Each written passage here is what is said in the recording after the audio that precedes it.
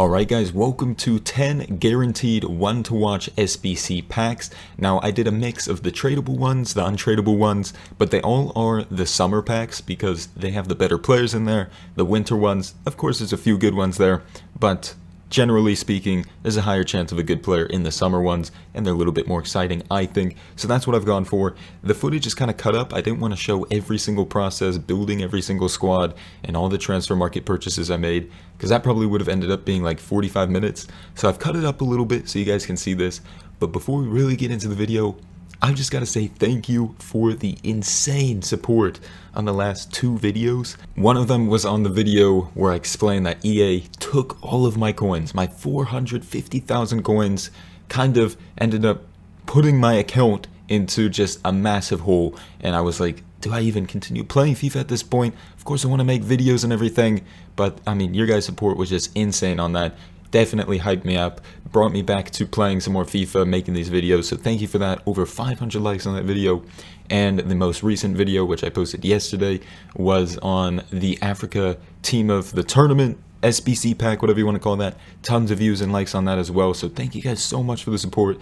It's just been insane. A lot of you guys have been telling me that you've had I guess similar issues with EA taking your coins. You know, you're just doing small little transfers, or even some of you guys are just selling off players that are selling overpriced because of SBCs. You know, EA has those price ranges, so why not take advantage, sell players if they're going for more, but EA's system is messed up, let's just be honest. So it's taking some of our coins. I've read that one person lost like 1.2 million, so that's just insane. But I know the pain, man. 450k just gone. So lucky for me, I don't know if I showed the clip. I think I'll show it a little bit later. But I actually stocked up before they took away my coins. I stocked up on like 50 84 rated players. So I was able to make a little bit of coins back from that, which allowed me to purchase the initial one to watch to use in this SBC. So I got a little bit lucky there.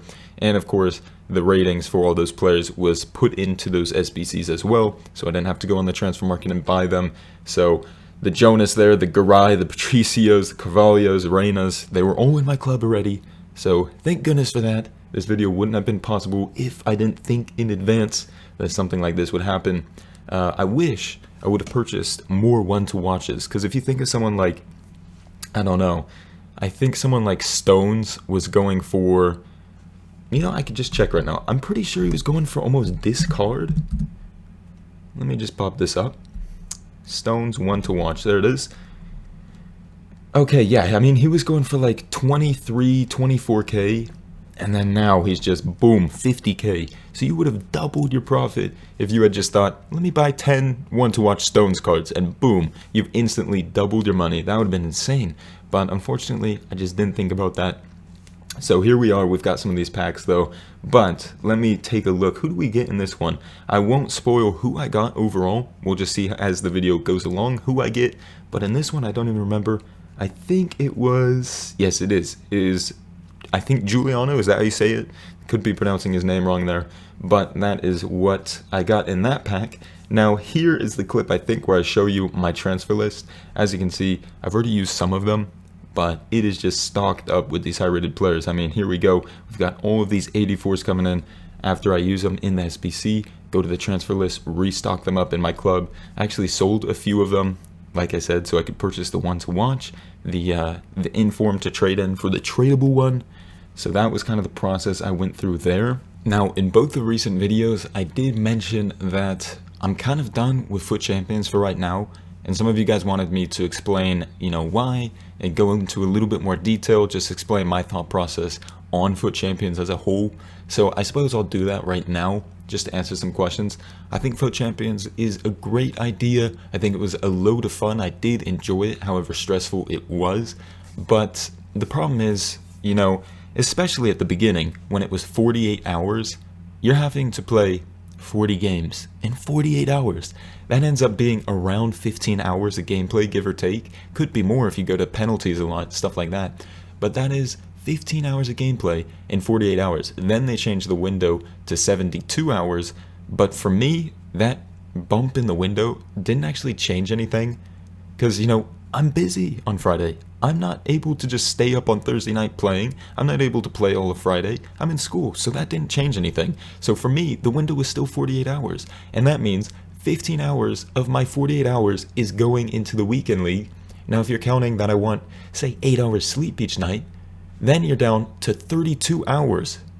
So 48 hours to play, 16 hours of sleep over those 2 days. Now we're down to 32 hours. 15 hours out of my 32 hours awake is going to weekend league.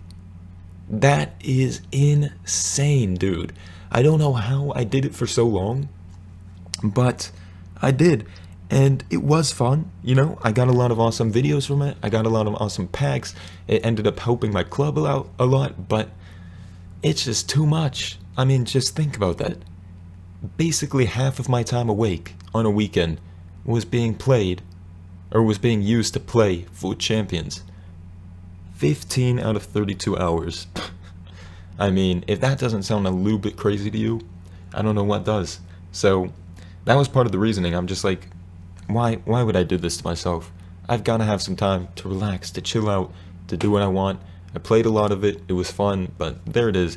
Got to take a break. Now, another part of it was, you could say, well, don't play all 40 games, maybe just play 25, you'll still be able to maybe knock out like 18 wins, you'll still be getting gold, something like that. But at the same time, a lot of the gameplay I didn't really enjoy.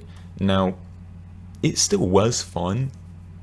I wouldn't even say most of the games, at least like half of the games were still fun, but you just have so many of those games in FUT Champions where you just know you're playing better, you just do, and you lose.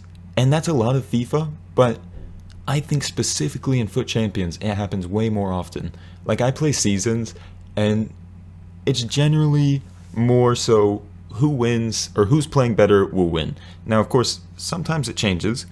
Sometimes you won't win a game in seasons that you deserve to win, but in FUT Champions, it happens way, way, way more often. Like, I can't count the number of games that I've just been absolutely dominating, and I just lose.